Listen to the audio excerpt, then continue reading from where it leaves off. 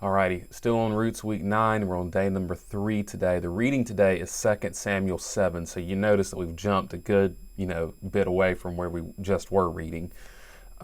There's a reason for that. We're talking about covenants right now. And so we're kind of jumping to the next major covenant, the next major promise and relationship that God establishes in the biblical story. So just for context, so you kind of know where we're at.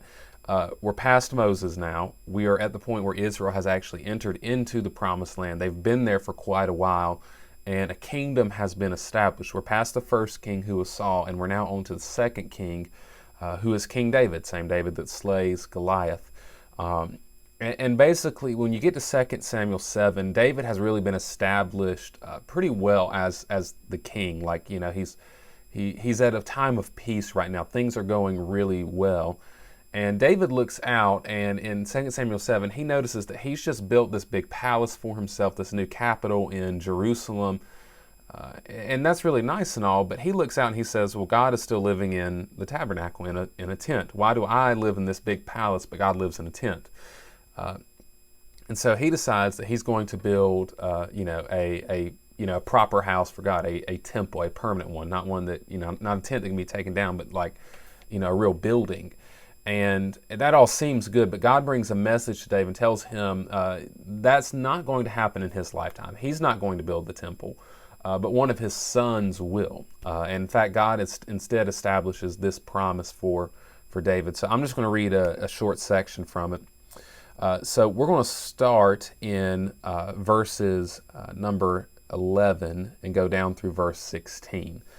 This is God talking to David. I'm going to start in the second half of verse 11, by the way. It says, the Lord declares to you, the Lord himself will make a house for you.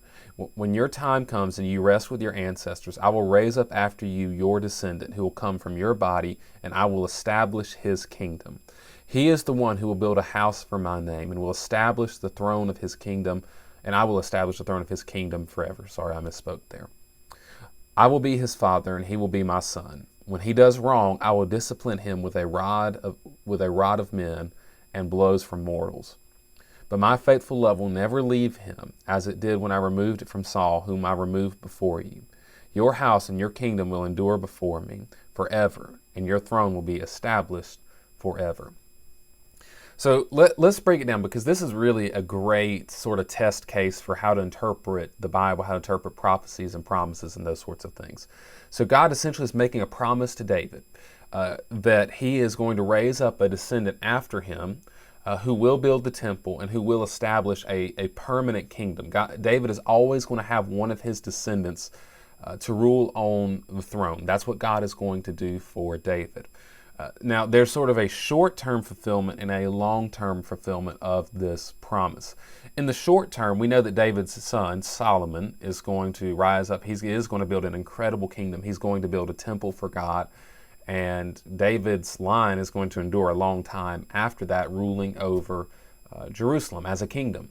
And so that's all well and good. The problem is that Solomon is not faithful to God, and neither are the rest of David's descendants. And eventually it ends in catastrophe. Eventually the kingdom falls. They go off into exile, and David's kingdom ends, so to speak.